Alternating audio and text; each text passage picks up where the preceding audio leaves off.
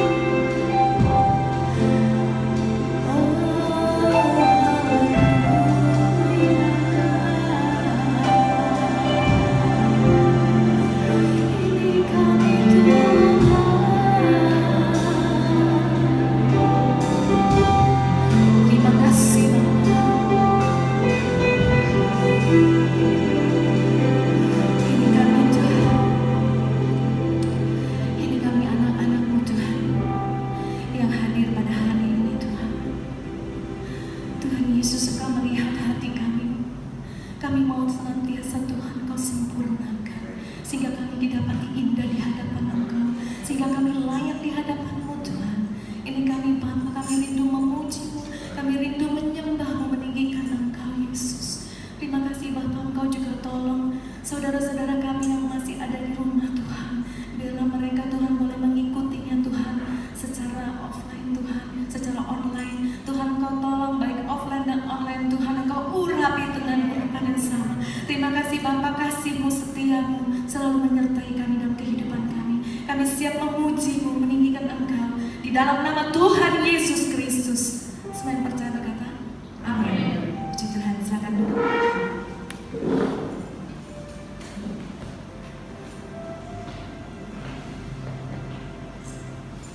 Cinta Tuhan tidak pernah berubah, dahulu, sekarang, sampai selama-lamanya.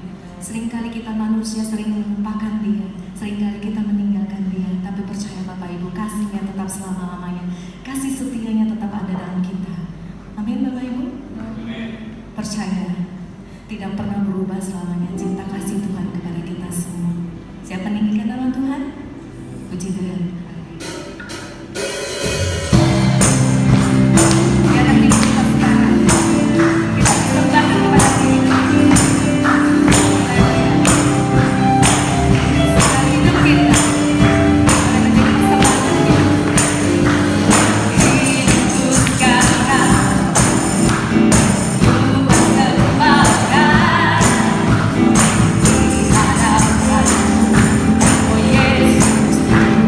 Oh,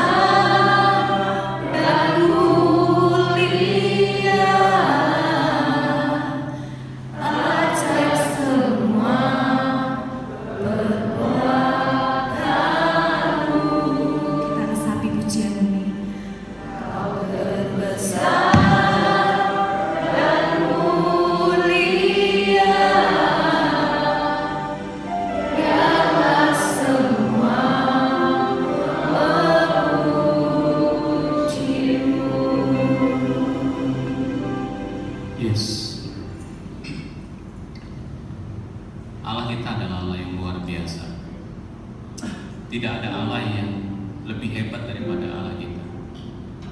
Tidak ada seorang pun yang dapat membangkitkan orang dari kematian. Hanya Tuhan saja yang mampu. Hanya Yesus saja yang mampu membangkitkan orang yang sudah mati. Kalau Dia mampu membangkitkan orang yang sudah mati, maka tidak ada permasalahan yang ada di dunia seberat apapun yang tidak dapat diselesaikan. Orang mati saja Dia bangkitkan, apalagi masalah kehidupan. Tidak ada masalah yang tidak dapat diselesaikan, karena kita memiliki Allah yang luar biasa. Mari angkat tanganmu tinggi-tinggi kepada Tuhan. Engkau patut bersyukur kepada yang memiliki Allah yang hebat, Allah yang luar biasa. Tidak ada Allah yang dapat menandingi Dia. Yesus Kristus Tuhan. Katakan kepada Tuhan, Kau terbesar dan mulia, ajaib semua perbuatanmu.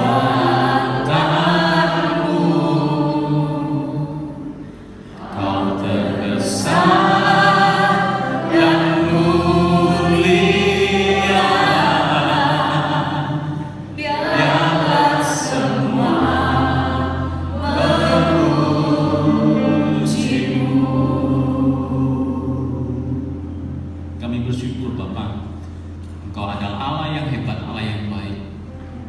kami sebut Bapa, artinya Engkau ingin dekat dengan kami.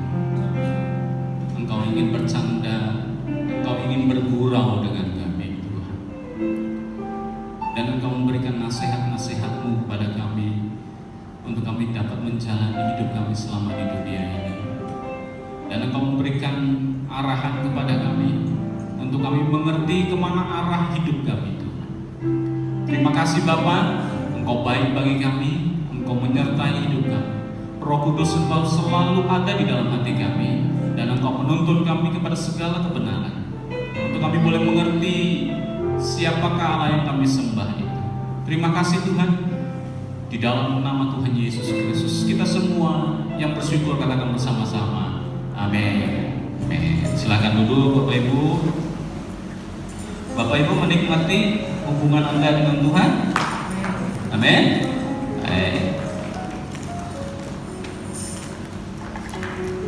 Saya ucapkan selamat datang bagi saudara kita yang baru pertama kali datang ya. Tadi saya ketemu dengan lupa namanya ya. Nanti kita kenalan ya. Jadi nanti kalau di jalan saya bisa sebut namanya ya. Dan juga selamat datang untuk suami dari Badan Meli. Ya, kemungkinan dia di sini juga cukup lama nanti ya. Selamat datang ya. Saya lihat dia segar ya. Ya, sehat ya. Saya lihat perutnya sudah six pack ya, latihan terus ya. Sudah biasa.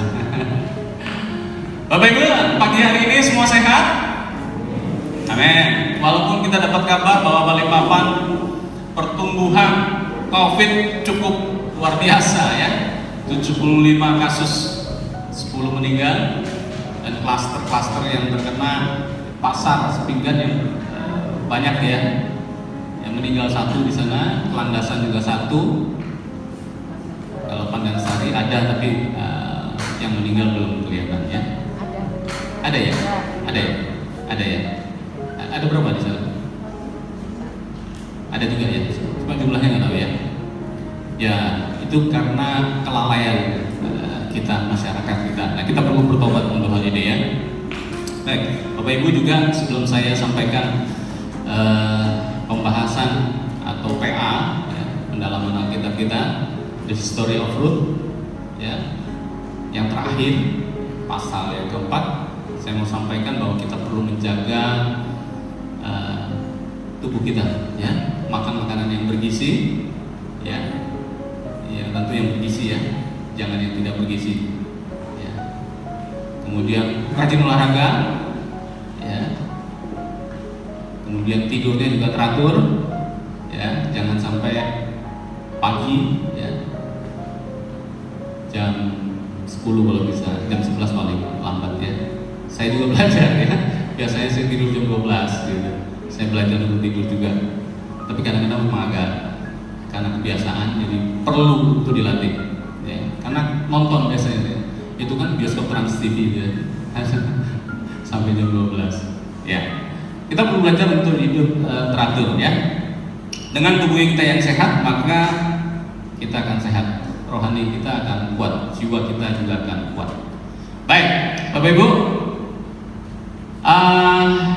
kita akan belajar dari History of Ruth ya. Di dalam Ruth pasal yang keempat,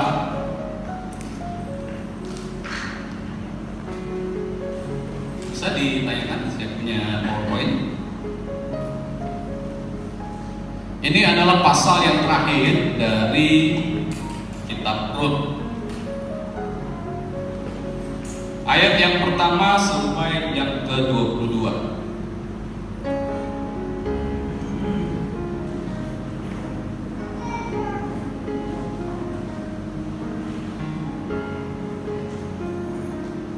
Ruth pasal yang keempat, ayat 1 sampai ke-22. Baik, sebelum kita akan bahas ini, kita akan saya akan memberikan satu penjelasan. Bapak Ibu, kalau kita melihat satu tontonan TV atau film, misalkan katakan saja film Avengers, ya. Siapa yang suka film Avengers? Pahlawan-pahlawan super itu? Ya. Apa? Guardian of Galaxy ya. Ya, itu dari Marvel ya. Kalau kita sudah pernah nonton dan kita tahu ceritanya, endingnya seperti apa, terus kita nonton lagi, kira-kira surprise tidak? Tidak. Ya? Tidak? Why? Karena kan udah tahu sebelumnya. Karena sudah tahu ya sebelumnya ya, sudah pernah nonton kan? Oh, nanti Thanos ini mati nanti ini ya, sama Iron Man ini, ya kan? Pasti kita sudah tidak excited lagi. Film itu tidak menarik lagi. Tapi waktu kita belum tahu ceritanya,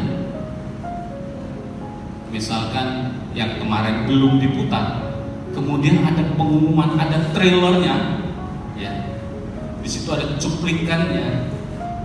Saya melihat para penonton itu berebutan mencari karcis, terutama di XX1, ngantri sampai di depan pintu. Ya, tahu ya kalau pernah ke mall BSB itu ngantri sampai ke panjang sekali, pengen nonton Avengers, The Endgame, ya, di Endgame terakhir. Bapak, Ibu mengerti perbedaannya? Ketika kita belum tahu jalur ceritanya, dengan kita sudah tahu jalur ceritanya, itu reaksi kita itu berbeda, antusiasme kita berbeda, betul? Lebih asik mana? belum tahu ceritanya, ya kan? Daripada sudah pernah nonton terus nonton yang kedua kali atau yang ketiga kalinya, ya, paham maksud saya? Alkitab kita ini sudah endgame semua, ceritanya itu sudah komplit semua, hasil endingnya kita sudah tahu, betul? Sudah mengerti hasil endingnya.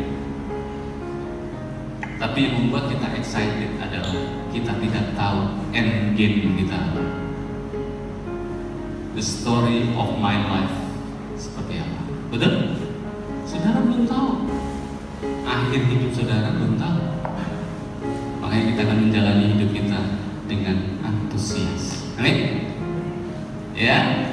Oke. Nah, tetapi cerita yang sudah selesai, kita dapat memahami, kita dapat memetik pelajaran apa yang dialami oleh mereka.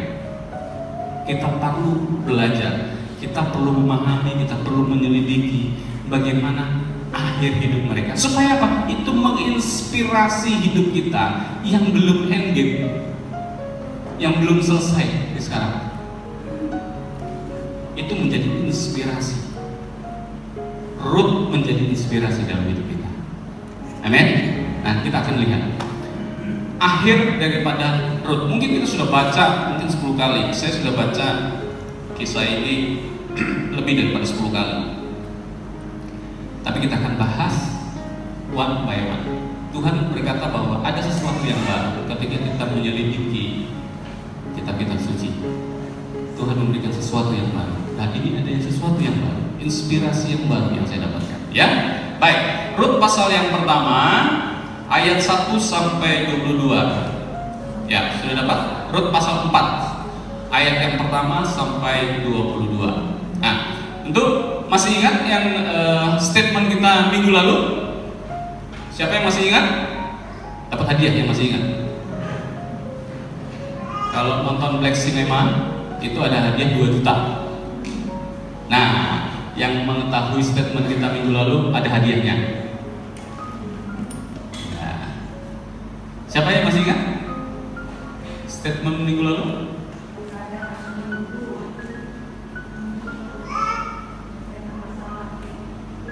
Oke, ya kita lihat dulu.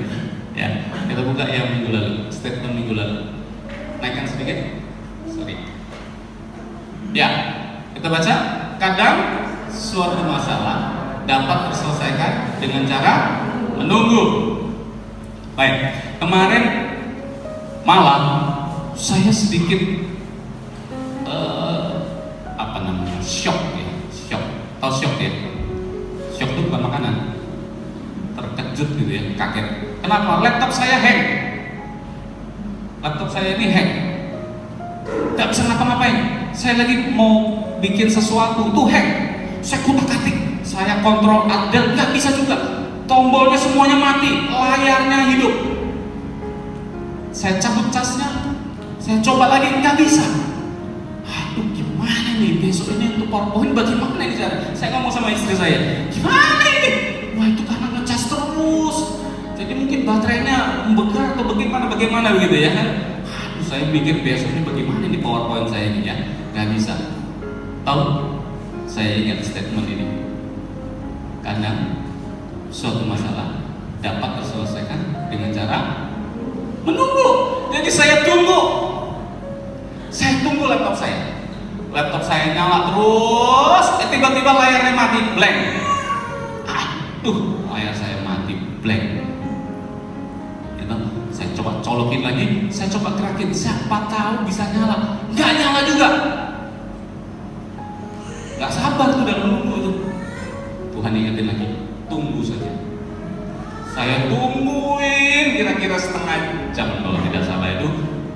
Kan ada indikator, lamp indikator di bawah itu kan, yang warna merah sama putih itu ya. Tiba-tiba mati. Sudah mati, nggak apa-apa sudah. Berarti habis baterainya kan? Habis baterai, nggak bisa lagi dinyalain. Nah, baru ketika baterai itu habis, Tuhan kasih tahu, colokin. Listriknya saya colokin. Setelah saya colokin, saya hidupin. bisa berfungsi. Karena dalam menyelesaikan masalah dibutuhkan apa? Menunggu. Ya, ternyata bisa. Puji Tuhan, ada PowerPoint-nya ya. Oke, baik.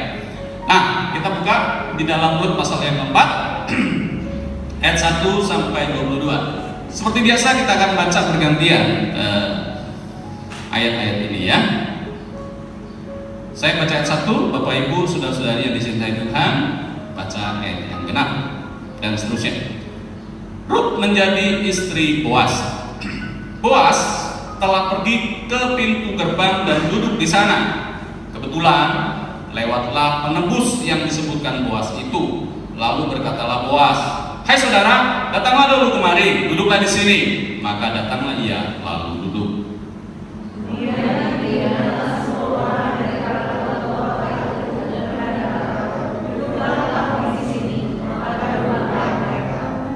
Dan berkatalah ia kepada penebus itu, "Tanah milik kepunyaan saudara kita, Elimelech, hendak dijual oleh Naomi yang telah pulang dari daerah Moab."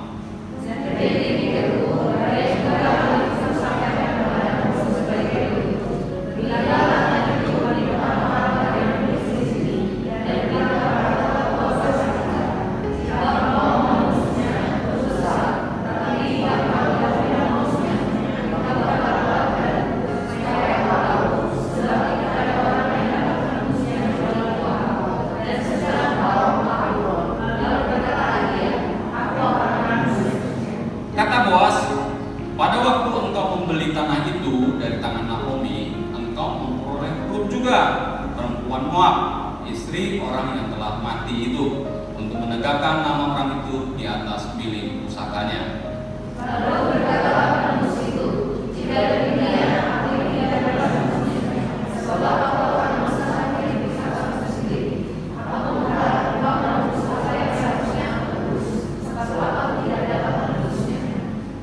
Beginilah kebiasaan dahulu di Israel dalam hal menebus dan menukar.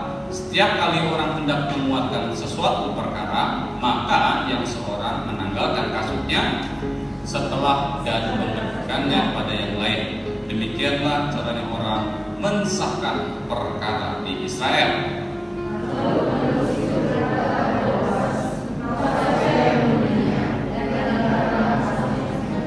Kemudian berkatalah Boas kepada tua-tua dan kepada semua orang di situ, "Kamulah pada hari ini menjadi saksi bahwa segala milik Elimelech dan segala milik Kilion dan Mahlon aku beli dari tangan Naomi."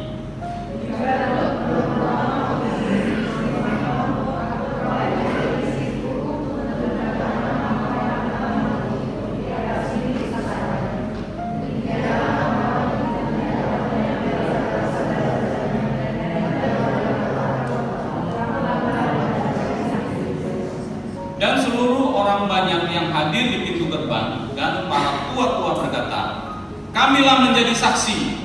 Tuhan kiranya membuat perempuan yang akan masuk ke rumahmu itu sama seperti Rahel dan Lea yang keduanya telah membangunkan umat Israel. Biarlah engkau menjadi makmur di Efrata dan biarlah namamu termasyhur di Bethlehem."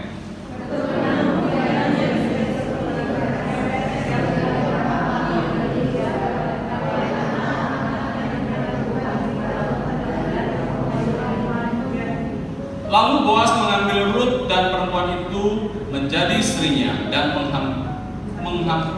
dihampirnyalah dia. Maka atas karunia Tuhan, perempuan itu mengandung lalu melahirkan seorang anak laki-laki.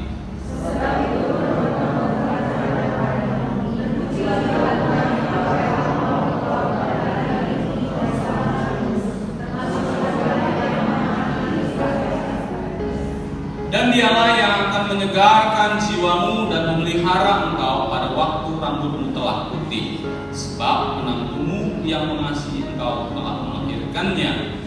Perempuan yang lebih berharga bagimu dari 7 anak laki-laki.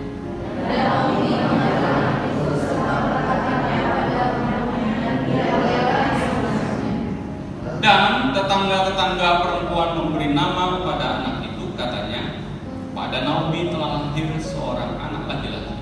Lalu mereka menyebutkan namanya Obed. Dialah ayah Isai, ayah Daud.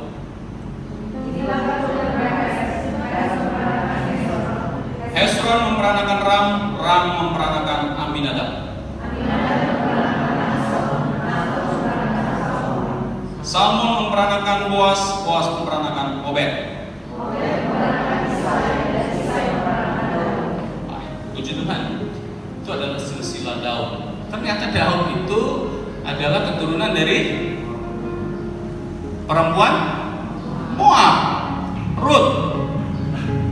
Nah, di dalam kisah ini ternyata ada dua wanita di situ, yaitu Rahab dan Ruth. Mereka masing-masing adalah bangsa kafir, bukan bangsa Israel.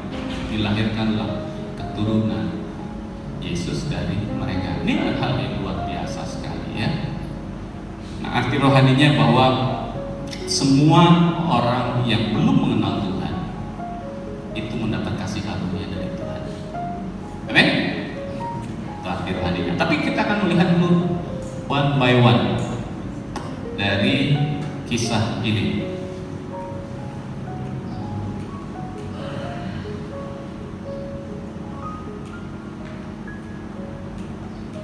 Bisa bantu saya kayak manual saja atau tidak ada hang juga. Oke, nanti kalau bisa nanti tolong diingatkan ya. Nah, kisah ini bercerita tentang Ruth ketika di Bethlehem. Dia berada di lingkungan bangsa Israel. Kebiasaan gaya hidup dari bangsa Israel itu tidak diketahui oleh Ruth. Tidak diketahui oleh Ruth. Karena dia berasal dari Moab. Dia membawa kebiasaan di kampung halamannya. Ya. Oh, sudah. Oke. Nah, ketika dia ada di Bethlehem, nah dia baru tahu kebiasaan orang Bethlehem setelah dikasih tahu oleh Naomi yang adalah orang Israel. Nah, Bapak Ibu, kisah daripada Ruth ini atau kebiasaan umat Israel ini ternyata itu kebiasaan ini dimulai daripada Musa. Jadi Musa, Nabi Musa. Tahu kenal Nabi Musa? Ada sih namanya Musa? Kadang nama Musa juga nggak mengetahui bahwa dia punya peran yang aktif di dalam Alkitab. Ya. Nah, dari 10 hukum Taurat itu ya, dijabarkan dan dibuatlah aturan-aturan atau kebiasaan-kebiasaan yang harus dilakukan oleh bangsa Israel. Ada hukum-hukumnya, ada hukum menukar, ada hukum membeli, ada hukum bagaimana menanggung saudaranya dan lain-lain sebagainya. Ya, gaya hidup sehari-hari. Jadi permasalahan-permasalahan yang ada itu dibuat sesuatu untuk bagaimana cara memecahkan masalah yang terjadi di dalam kehidupan bangsa Israel. Nah, salah satunya yaitu tentang perkawinan, ya, tentang pernikahan. Nah, kebiasaan ini ditetapkan oleh Musa. Nah, itu di dalam Ulangan pasal yang ke-25 ayat ke-5. Ulangan 25 ayat ke-5 itu dikatakan bahwa kalau seorang istri misalkan ada laki-laki, satu keluarga laki-laki dia punya misalkan ada tiga laki-laki. Nah, yang tua menikah dengan wanita, ya, ternyata yang tua kakak sulungnya ini meninggal, maka yang muda adiknya harus menikahi istri kakaknya. Ya, dia boleh menikah kalau istri kakaknya ini tidak punya anak. Catatannya adalah tidak punya anak. Kalau punya anak tak, tidak diwajibkan. Tapi kalau dia tidak punya anak, diwajibkan. Supaya apa? Supaya bisa melahirkan keturunan. Jadi nama atau C kalau orang Cina, orang Tionghoa itu C itu marganya itu bisa turun. Ya, jadi kalau yang kedua juga waktu dia menikah dengan iparnya, ya, tidak punya anak juga, terus dia meninggal, maka adiknya yang ketiga harus menikahi kakak iparnya supaya bisa melahirkan keturunan. Mengerti penjelasan saya di sini?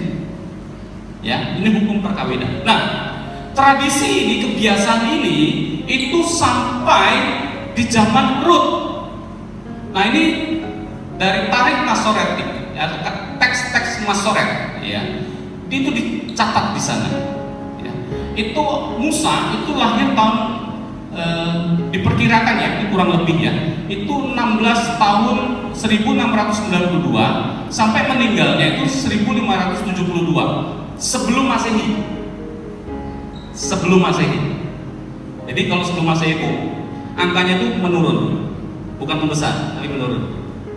Ya, kalau Masehi itu selalu meningkat. Nah, kehidupan Musa tentang hukum perkawinan itu diciptakan di situ. Lalu zaman Rut itu dimulai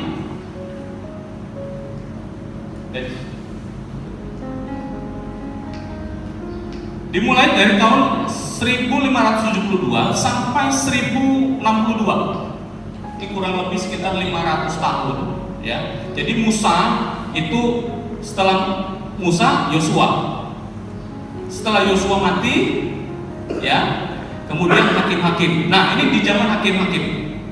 Kurang lebihnya segini. Nah, kitab Rut itu ditulisnya tahun segini.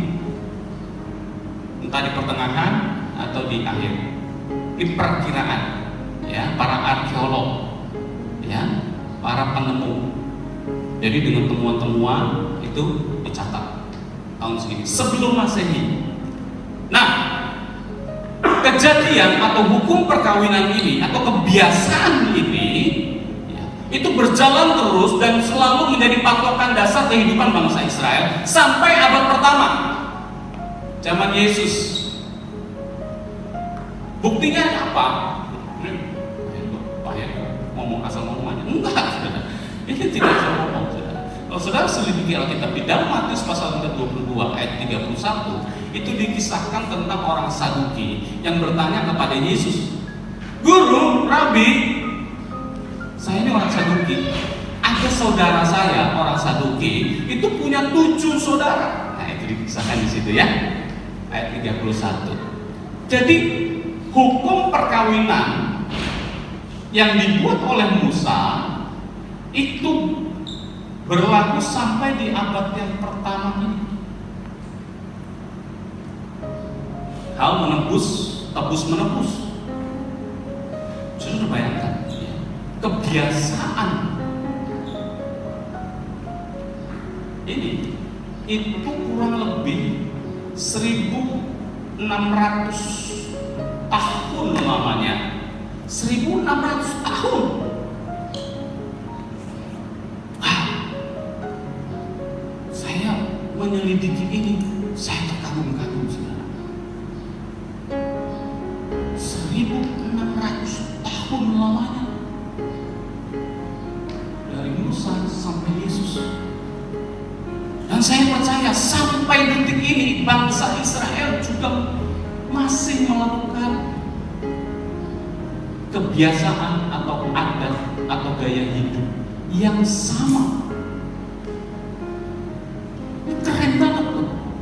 Pernah nggak kita membayangkan, wih, 1600 ini abad pertama, ini tahun 2020, berarti sudah 2000 tahun, 2020 tahun, itu masih sampai sekarang dilakukan oleh bangsa Israel. Kalau terjadi hal seperti ini, hal tebus menebus, ya, hal tukar menukar, itu dikerjakan. Ngerti maksud saya? Inilah kerennya Alkitab, saudara. Tidak ada kitab suci yang sehebat ini. Semuanya tersusun dengan rapi, dan kalau mereka klaim dari saudara kita bahwa berubah, mereka tidak bisa membuktikan perubahannya di mana. Karena tersusun dengan rapi. Bahkan surat-surat di lembah Qumran, ya, itu mencatat dengan teliti.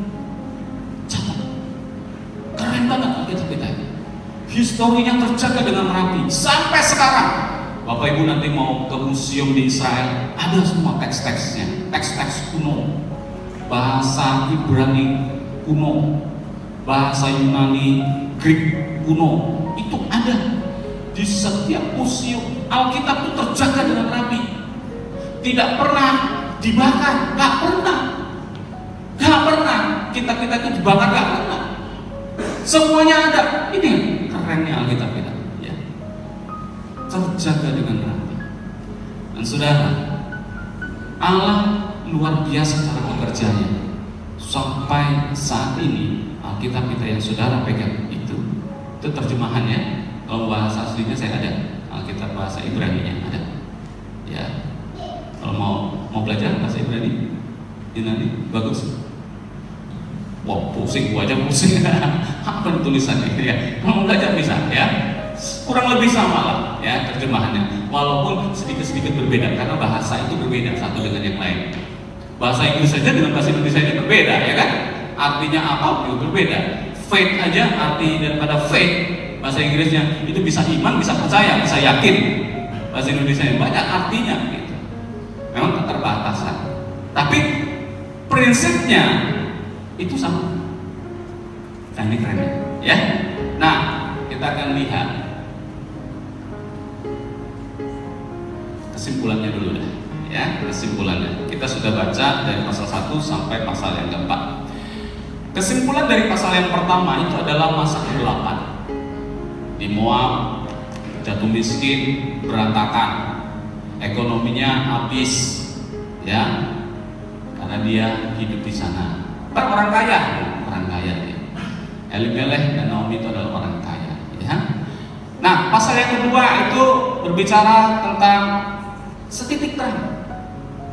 Naomi kembali ke Bethlehem, di sana ada Tuhan menjawab keluhan bangsa Israel, ada pemulihan, ada setitik terang. Tapi belum berubah kehidupannya karena apa? Ruth harus bekerja, mencari jelai dan hidup satu hari gitu dari remah-remahnya gitu kan, hidupnya masih miskin gitu ya. Nah, tapi di pasal yang ketiga naik lagi, yaitu adanya harapan, ada timbul harapan, belum tercapai.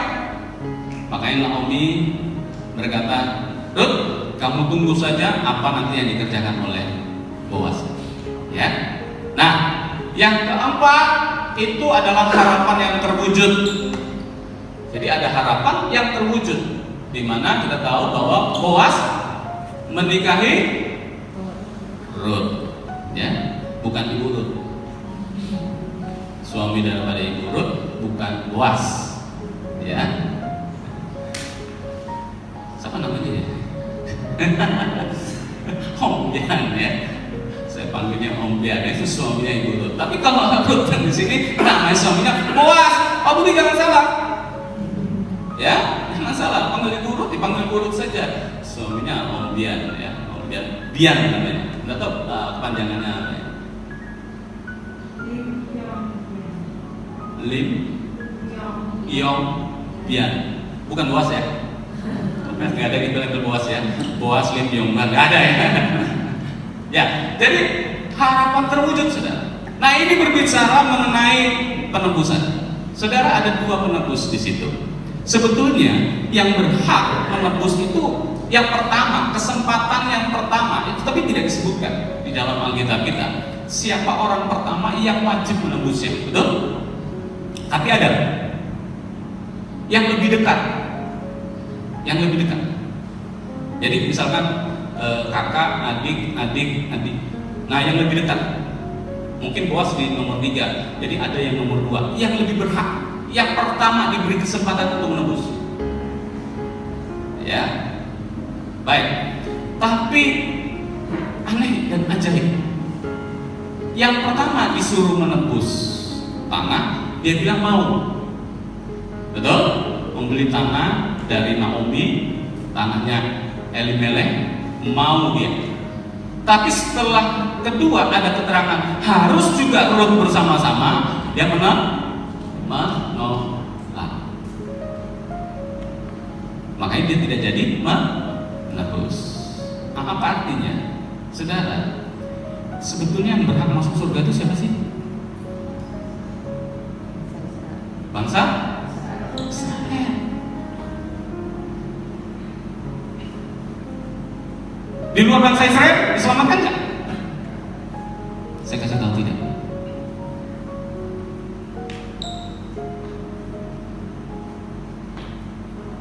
Saudara, sampai saat ini banyak orang dari luar itu pasti ditolak oleh bangsa Israel untuk menjadi umat pilihan Allah.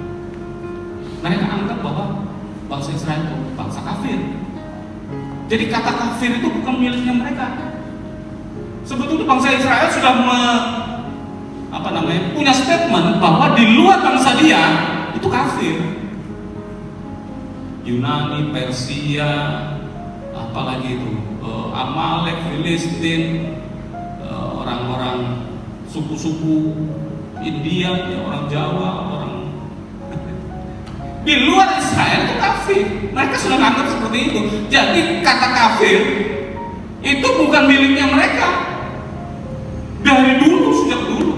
Kafir itu artinya orang tidak mengenal Tuhan, penyembah berhala, pagan agamanya, patung-patung, apalagi itu pohon-pohon, ya, batu-batu yang menyerupai apapun itu kafir.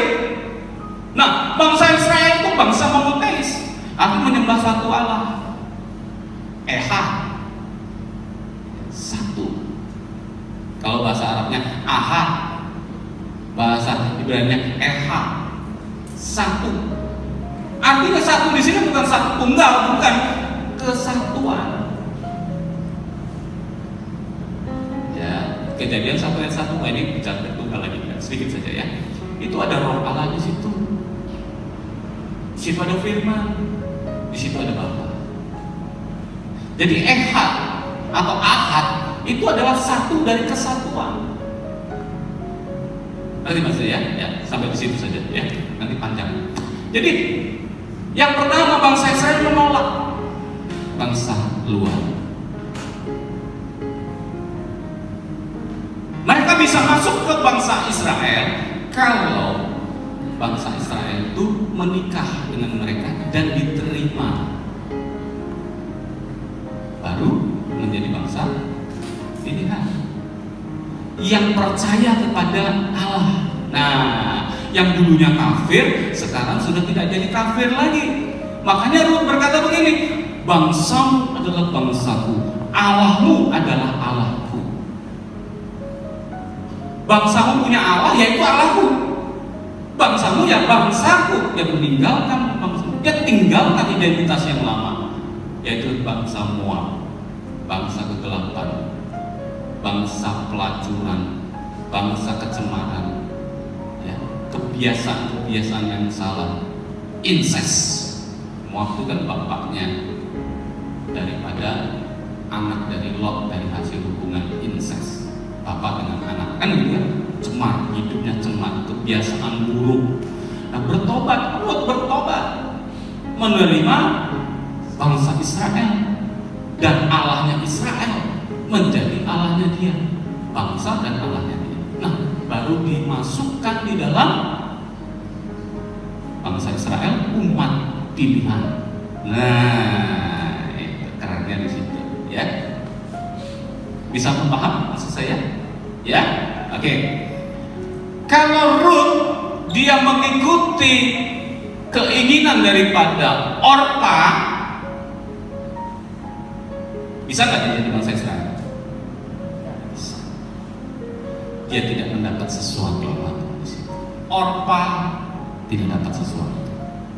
Bahkan sejarawan berkata bahwa Orpa dibunuh oleh anak buahnya Yoab waktu perang, mati.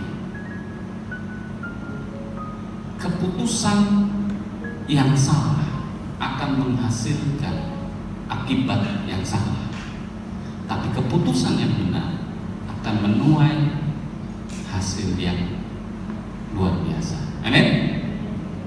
Nah, dikisahkan di situ di dalam pasal yang keempat itu dikatakan ada silsilah. Silsilah. Saudara, memahami kan arti silsilah ini? Bapak itu coba perhatikan yang di atas tadi. Bangsa Israel itu kurang lebih mirip seperti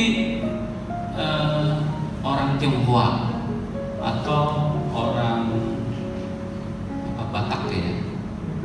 Orang Batak begitu juga ya. Ya, tentang silsilah. Misalnya dia Hasibuan, maka saya laki-laki misalnya Hasibuan, ya, saya menikah dengan orang Tionghoa. Wanita tadi pasti mau beli marga kan? Ya, berapa duit marga? Beli marga? Gak tahu ya, tergantung kesepakatan ya. Ya, tergantung kesepakatan. Betul ya. Ada contohnya, kayak Preti Kuta-Kuta itu menikah dengan siapa itu? Wati membeli marga supaya masuk di dalam marganya. Jadi Wati yang tidak punya marga jadi marga Batak, ya kan? Ya orang Batak asal usulnya dia bukan orang Batak. Jadi mirip-mirip seperti itu. Begitu juga dengan orang Tionghoa. Saya punya marga Pua, jadi saya menikah dengan istri saya. Dia Ahok. Yang meneruskan marga saya, anak saya, si Jason dan Gaby. Dia marganya Pua karena dari saya. Jadi kebiasaan atau cara hidup bangsa Yahudi itu mirip-mirip lah dengan orang Batak, dengan orang Tionghoa. Mengapa begini? Itu meneruskan milik pusaka. Ada keturunan supaya tidak hilang, supaya bisa dideteksi siapa dia, anaknya siapa, kakeknya siapa, bapak kakeknya siapa, bapak kakeknya siapa, keturunannya siapa. Nah, tahu. Supaya apa? Ada positifnya. Positifnya begini, kalau kita mengetahui marga itu menghindari yang namanya penyakit, karena kan kita ada DNA. Nah, ini kisah nyata. Teman saya waktu baru-baru ini dia reuni, ada satu pasang yang mau menikah, nggak tahu anaknya siapa, menikah dengan siapa. Nah, saya kaget. Dia waktu reuni itu sekitar 1.500 orang. Keluarganya bisa kumpul 1.500 orang. Keren loh, 1.500 loh. Gak pernah kan kita reuni di sini ngumpulin segitu banyak kan? Ini terjadi 1.500 orang. Lalu dikenalkan. Jadi tahu nih, oh ini siapa, ini siapa, ini siapa, ini siapa, ini siapa, ini siapa, ini. Ini loh, tantemu, ini loh, inimu lah. 1.500 orang loh, keren loh. Di reuni kalau nggak salah di mana? Saya lupa tepatnya. Di Platinum atau di mana gitu ya? Salah di hotel Platinum itu kan muat 1.000 lebih ya, 1.500. Nah ini ada yang menikah Pak, ternyata nggak jadi menikah. Kenapa? Karena hubungan darahnya dekat, padahal sudah saling cinta. I love you my darling, I love you so much, gitu kan ya, udah mau married. Gara-gara reuni gak jadi menikah. Kenapa? Ternyata hubungan darahnya dekat. Nah, marganya sama, ya, hubungan darahnya sama. Memang ada penelitian, kalau terlalu dekat itu akan bahaya, akan menimbulkan sesuatu bagi keturunannya. Ya, walaupun penelitian tadi itu masih diuji coba, ya. Tapi memang ada beberapa kasus juga mengalami. Karena apa? Ada darah. Nah, umat Israel juga begitu.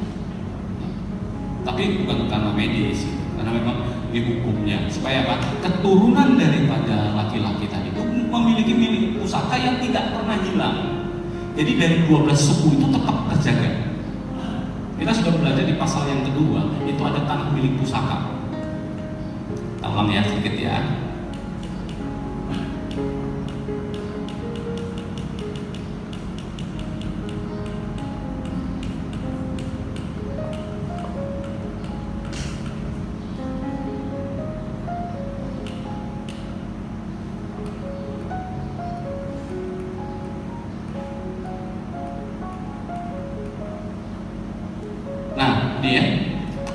Ini ada macam-macam. Ini kan wilayah atau tanah yang dijanjikan oleh Tuhan, yang diberikan oleh bangsa Israel. Dari keturunan Yakub itu ada 12. Dan masing-masing ini memiliki peta, yaitu tanah milik pusaka. Hanya suku Lewi saja yang tidak punya milik pusaka. Tahu milik pusaka? Wilayah untuk suku tertentu. Ya. Jadi ini milik pusakanya. Tujuannya apa? Tujuannya kalau mereka berdekatan, ada sanak saudara yang sakit, itu lebih cepat. Ya, tidak jauh. Ya. Jadi satu areal. Nah, di Balikpapan ini ada satu keluarga, itu saudara-saudaranya dia beli tanah luas banget, ya. Situ dibangun rumah-rumah, itu yang tinggalin rumah-rumah itu adalah saudara-saudaranya semua. Satu rumah. Nah, ini kurang lebih gambarannya seperti itu loh. Jadi ini tanahnya Naftali, ini tanahnya Asher, ini Manasye, ya, ini Gad, Efraim, Yehuda, Simeon, Ruben. Rumahnya Deni nggak ada di sini. Ya, yang ada Dan, suku Dan, ya. Kalau Dani nggak ada, di sini nggak punya milik pusaka di sini, ya. Dan, ya, ini ada semua di sini. Yehuda ini tangannya di sini sekitar sini. Simeon ini. Jadi mereka tinggal. Tujuannya apa? Supaya memperhatikan saudara dengan yang lain, supaya tidak jauh. Kalau sakit itu rame-rame datang sana untuk membantu apa yang bisa dibantu. Mereka hidup dalam koloni komunitas, ya. Nah, seperti itu. Jadi di sini ada, di Balikpapan ada.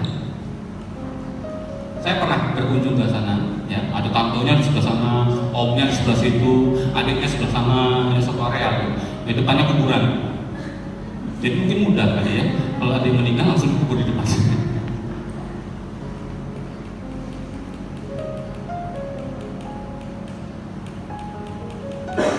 Ya, kita akan lanjut di sini, ya.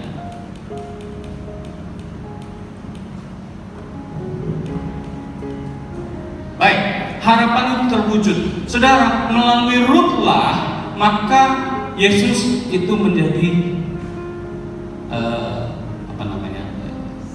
keturunan daripada Rut, dari Boaz. Ini keren. Ini Rut ini adalah gambaran sebenarnya gereja Tuhan. Saudara, kita dulu hidupnya kita cemar kan? Hidup di dalam kegelapan. Hidup kita tidak karu-karuan. Kita tidak mempunyai etika di dalamnya. Ya dong? Pikiran kita pikiran kotor, pikiran campur, pikiran najis. Ya karena dimuak. Gak punya Allah. Allahnya itu dibuat sendiri dari patung, ya. Dari kalau mereka menyembah, kalau orang Moab itu dewanya dewa Kamos, ya, dewa kejijikan. Nah, mereka menyembah itu. Kita dulunya begitu. Alkitab mencatat bahwa dulu kita menggunakan waktu kita untuk kepentingan kedagingan kita, kecemaran kita, ya toh?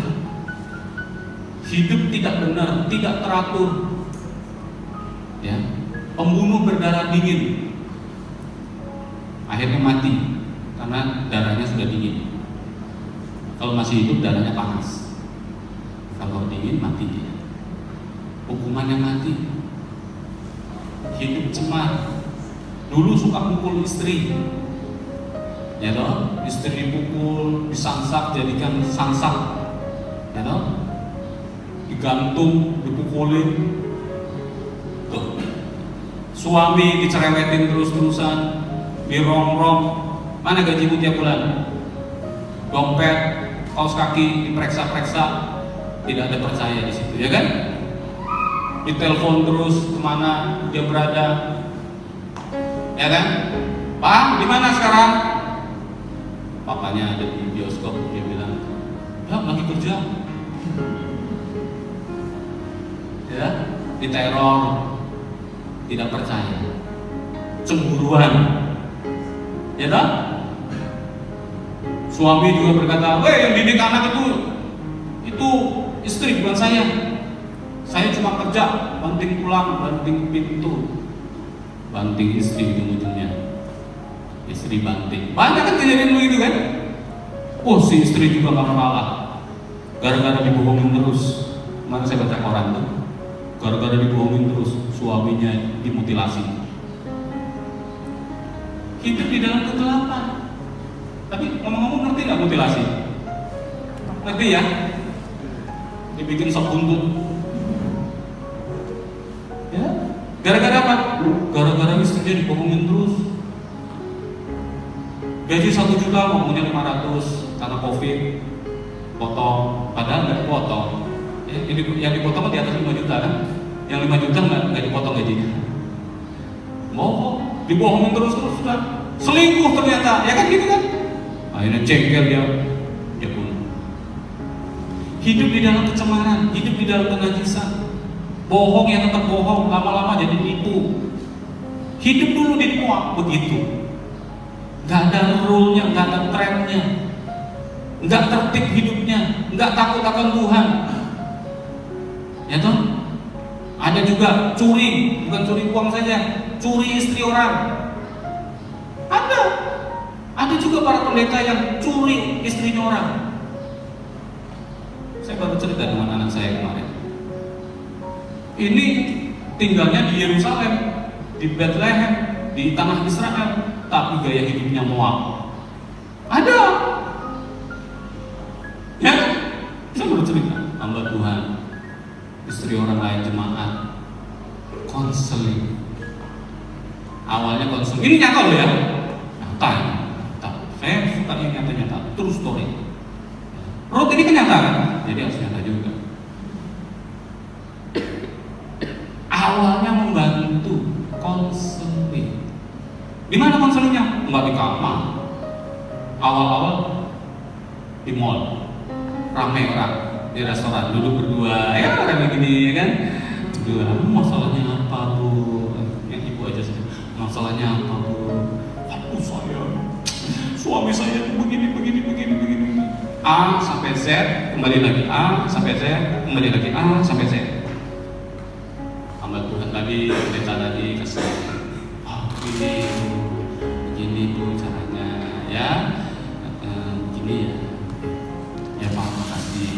Pulang di rumah bertengkar lagi, suami istri, kontak lagi, Pak, aku dipukulin sama suamiku, aduh sakit, ini balik ini matanya nih, biru ini bukan karena IC kau ini Pak, ini karena tonjok-tonjokan ini Pak.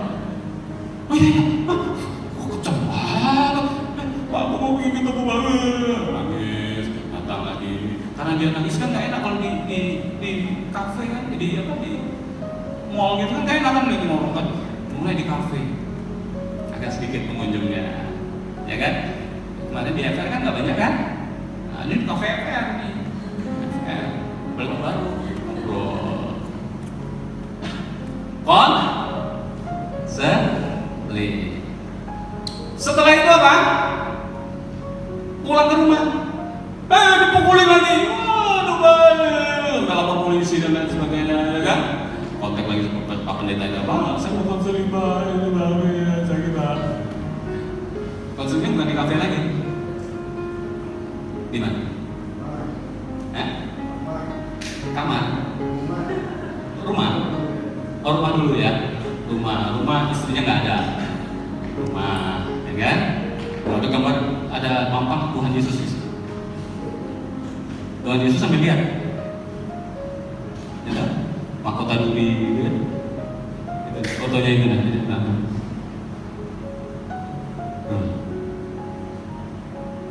Takut kan masih kan? Kalau istri pulang kan? Pulang lagi. Yang terakhir di mana? Di kamar hotel. Konslet. Tadi konseling. Lama-lama kok konslet.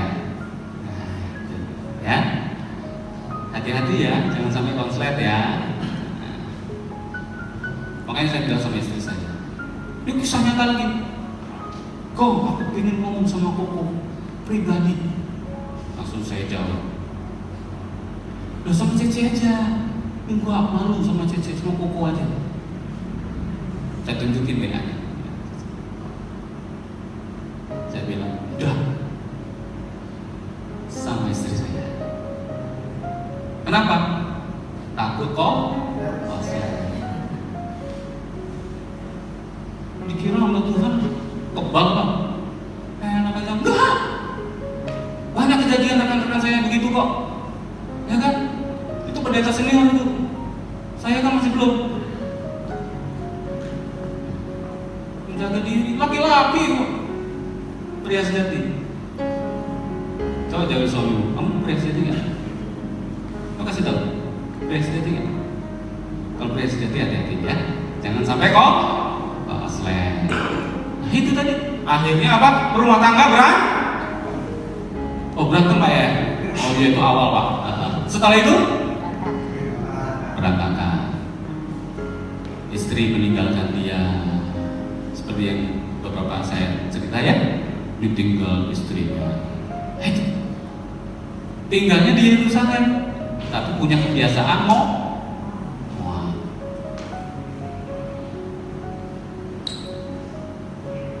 Tapi kabar gembiranya adalah begini. Ketika kita mau bertobat, kita meninggalkan hidup kita yang lama dan kita hidup di dalam kehidupan yang baru.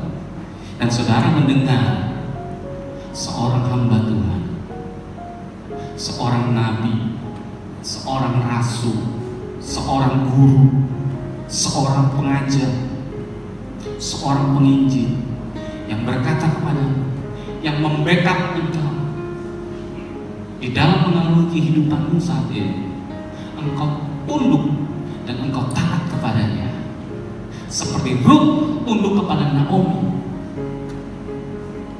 mertua, orang tua sekaligus hamba Tuhan yang bertobat, maka hidupmu akan penuh dengan kesuksesan.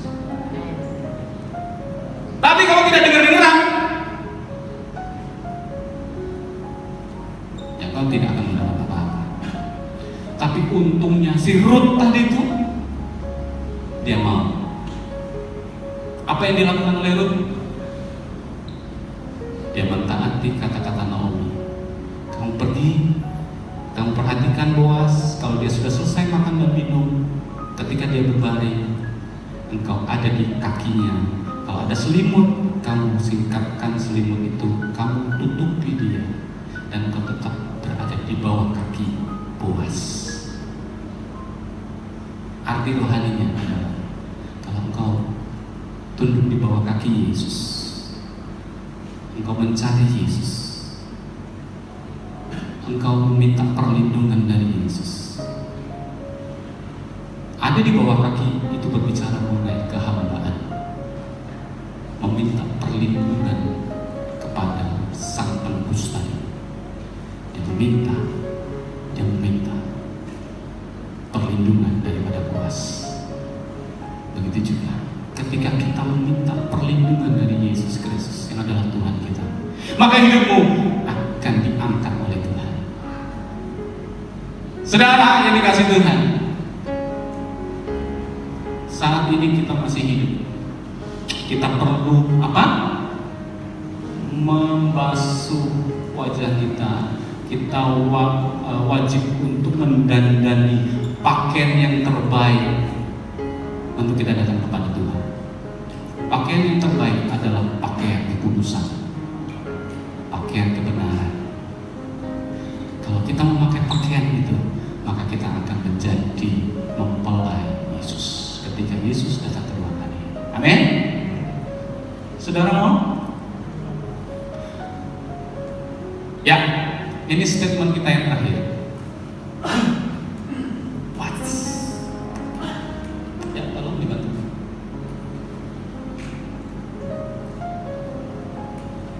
Ya, kita baca statement ini bersama-sama. 2, 3.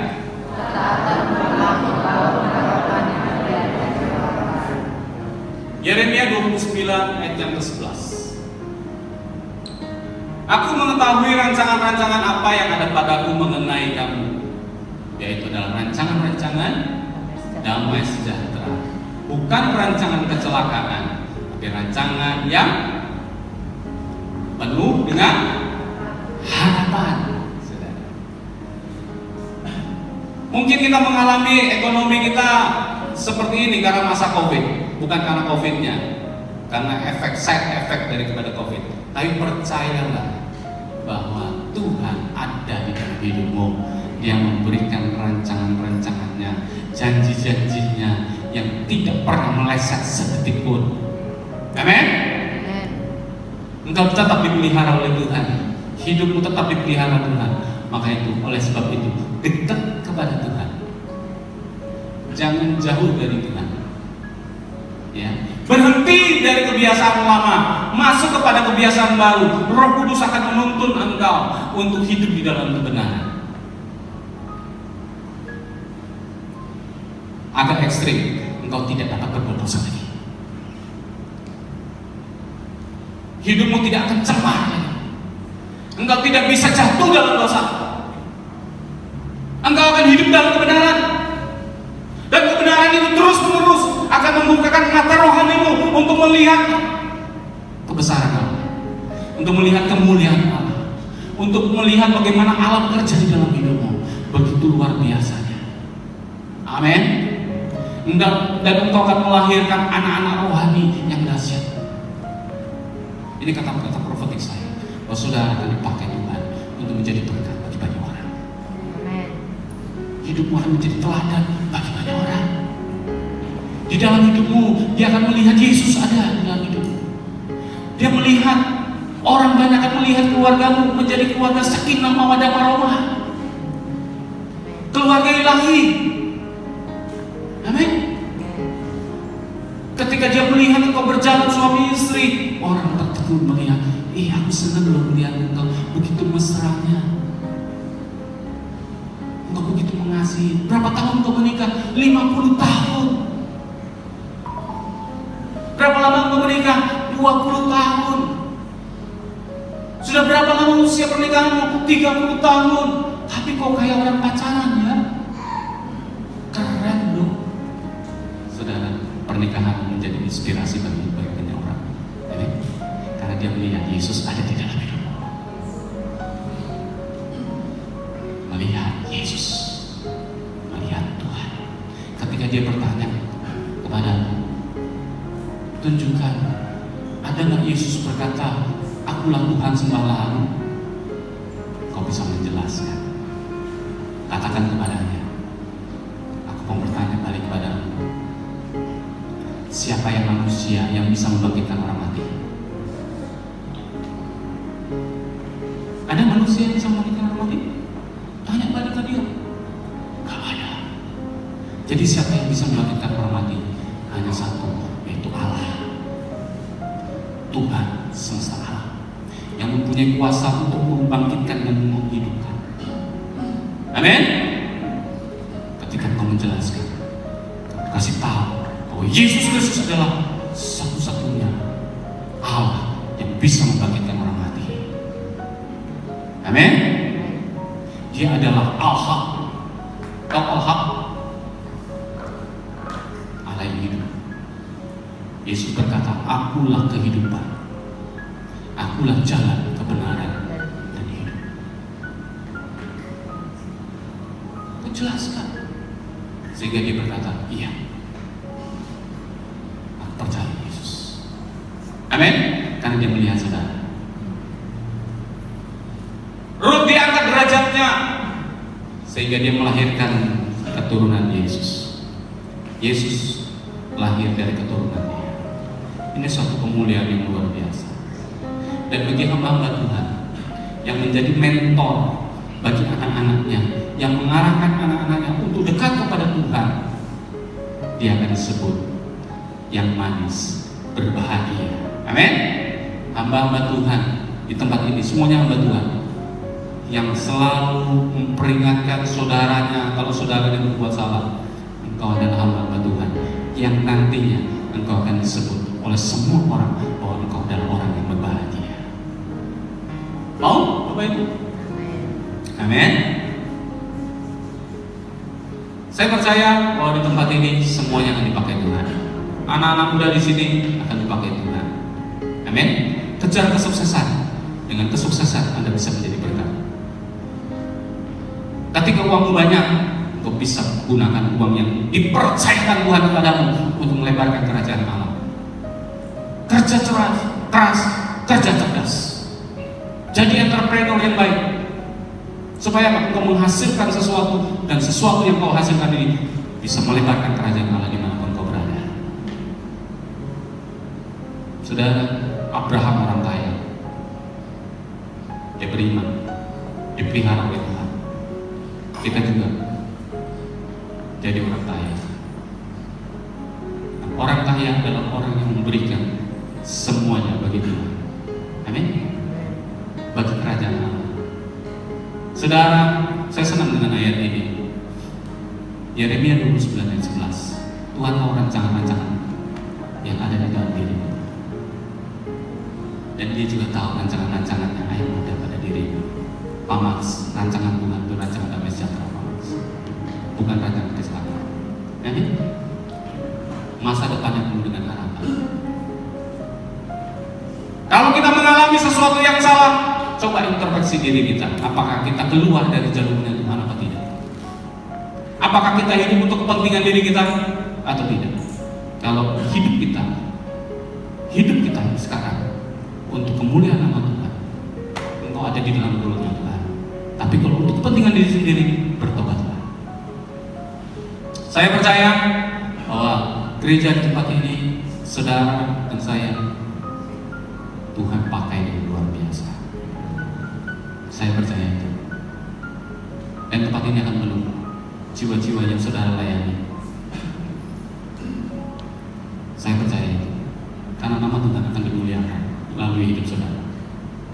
Baik, kita tundukkan kepala kita.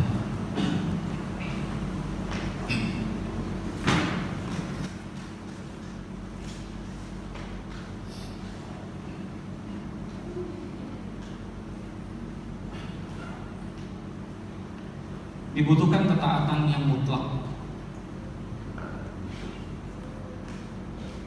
Minta Tuhan memimpin. Bangsa Israel ketika dia bertobat dari kesalahannya, dia berkata, Musa, pimpin kami. Biarlah hukum-hukum Tuhan untuk kami lakukan. Yosua berkata, aku dan keluargaku akan mengikuti Tuhan semesta alam. Saudara, siang ini, apakah saudara juga mau seperti Musa, mau seperti Yosua yang berkata, aku mau mengikuti Tuhan sampai seumur hidupku, keluargaku, anak-anakku, cucu-cucuku, semuanya mengikuti Tuhan. Dan ketika engkau lakukan hal ini, engkau akan diberkati oleh Tuhan. Engkau akan menikmati berkat-berkat Allah yang luar biasa. Mungkin saat ini engkau merasa, sepertinya Tuhan jauh. Tuhan tidak menjawab doa. Tapi percayalah bahwa Tuhan sedang menempa engkau dan Dia menyediakan sesuatu yang luar biasa ke depan. Haleluya. Mari katakan kepada Tuhan,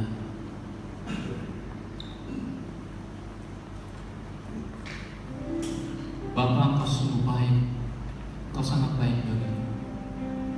Mari renungkan firman Tuhan. Biarlah Roh Kudus berbicara dalam hidupmu. Dia mengusik hatimu supaya apa? Supaya engkau tetap bersih di hadapan-Mu. Yes. Bapa, Engkau sungguh baik.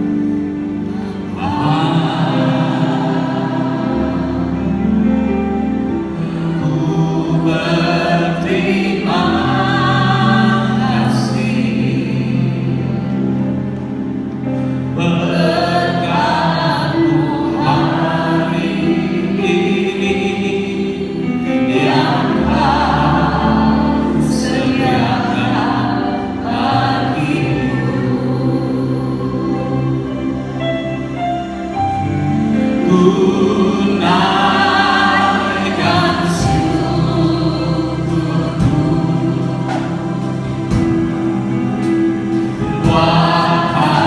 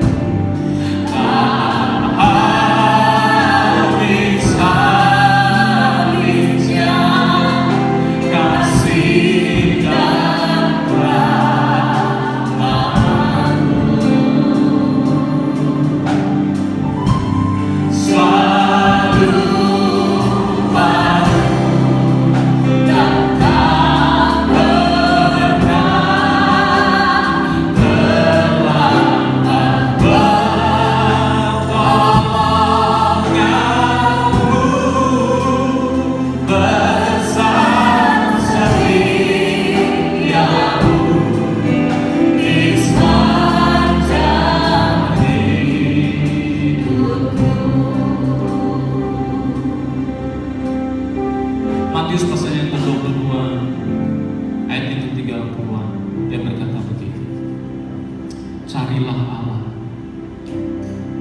carilah Tuhan dengan segenap hatimu dan dengan segenap jiwa, maka Dia akan datang kepadamu.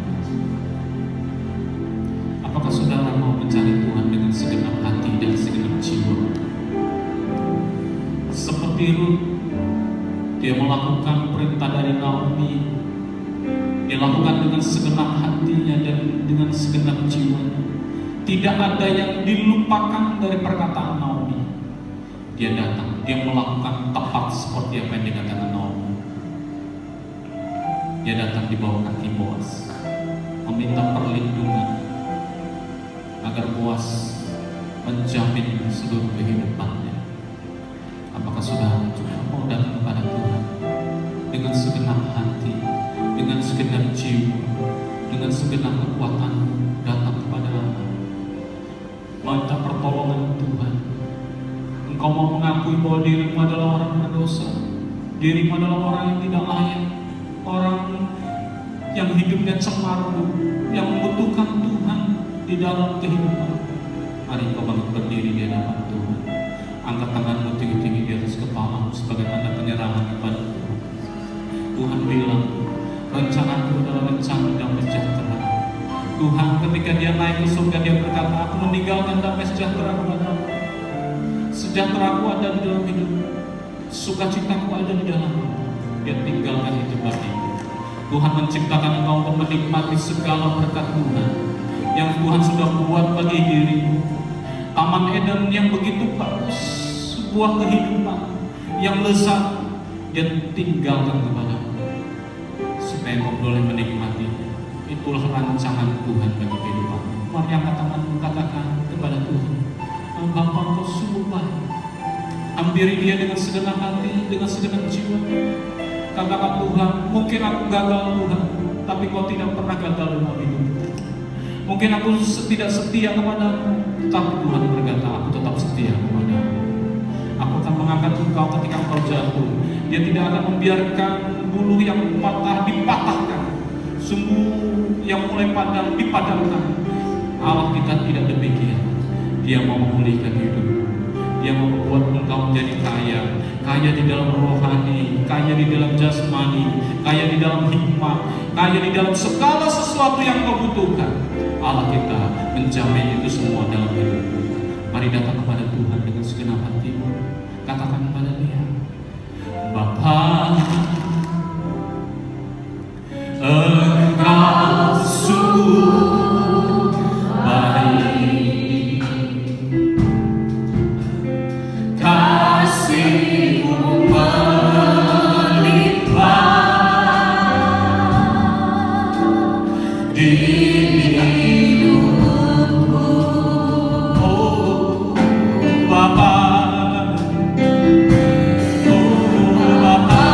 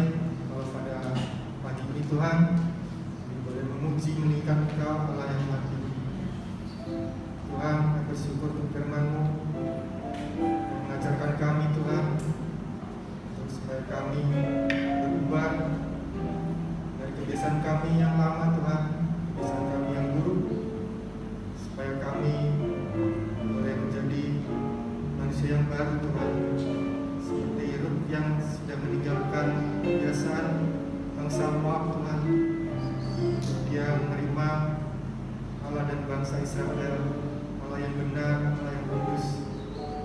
Kami juga mau Tuhan, hidup kami diperbaharui, kami hidup dengan kasih-Mu Tuhan, kami melakukan perintah-perintah-Mu, beritakan kunci keselamatan Tuhan bagi orang lain Tuhan.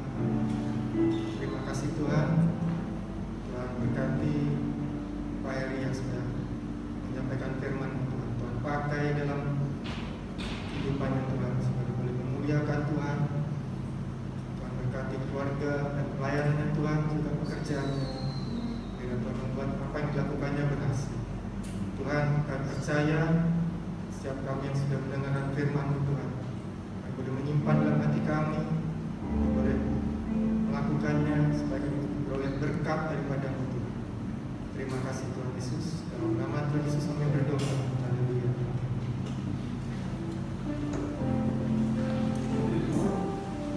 Puji Tuhan, silakan duduk Bapak Ibu. Sebelum kita memberikan persembahan, saya melihat ada Pak Denny ya di belakangnya. Pak Denny kan? Oh, soalnya pakai masker. Jadi saya lihat Pak Denny bukan gitu ya. Ada saudara kita Denny ya, ikut bersama-sama beribadah di tempat ini. Sebelumnya saya ucapkan terima kasih Pak kemarin traktirannya. Kemarin kami berdua mengajak orang tua makan pas nganter Jason ke mall, ketemu sama Denny ya. Saya tanyakan kabarnya gimana, baik, pekerjaannya gimana, baik, puji Tuhan. Bapak Ibu gimana, sehat, puji Tuhan ya. Kemurahan kebaikan Tuhan beserta dengan keluarga Denny sekeluarga ya. Demikian juga dengan Bapak Ibu, kebaikan-kebaikan Tuhan sudah dinyatakan lewat kesembuhan yang dialami oleh mama ibu daripada Denny, di mana Tuhan sudah memberikan kesembuhan. Dan Denny berkata, untungnya pada saat sakit belum COVID katanya seperti itu ya. Jadi kemurahan demi kemurahan kita sudah lalui, sama seperti Ruth memperoleh kemurahan demi kemurahan. Tuhan juga memiliki rancangan yang indah buat kita semua. Amin. Seperti firman Tuhan yang sudah kita dengarkan. Kita siapkan untuk persembahan kita.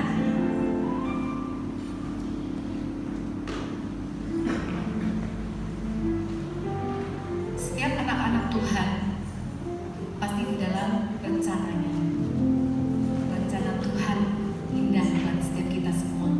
Masa depan kita sungguh indah. Kadang apa yang tidak pernah kita pikirkan dan apa yang tidak pernah kita dengar dan bahkan yang tidak pernah dilihat oleh mata kita, Tuhan telah sediakan bagi kita anak-anak Tuhan yang ngasih Dia. Amin. Puji Tuhan. Kita siapkan persembahan kita. Terlebih dahulu kita berdoa, kita mengangkat persembahan kita. Bapa kami yang baik, dipermuliakanlah nama-Mu Tuhan.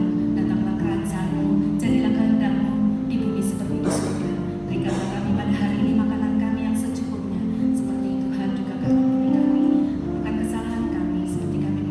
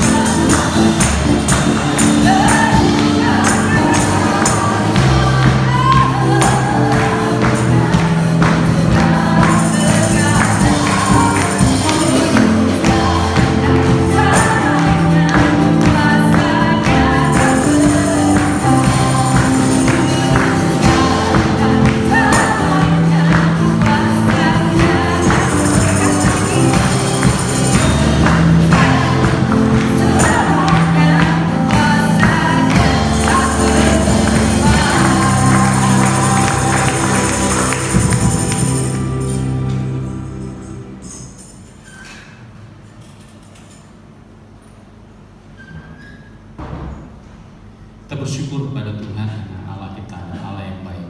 Mari angkat tanganmu tinggi-tinggi dan sembahlah sebagai tanda ucapan syukur kita kepada Tuhan. Bapak Ibu yang dikasihi Tuhan, marilah kita pulang. Terimalah damai sejahtera dari Allah Bapa, kasih dan kemurahan Tuhan Yesus Kristus, dan penuntunan daripada Roh yang Kudus menyertai hidupmu mulai siang ini sampai Tuhan Yesus datang kedua kali. Kita semua yang percaya katakan bersama-sama, amin.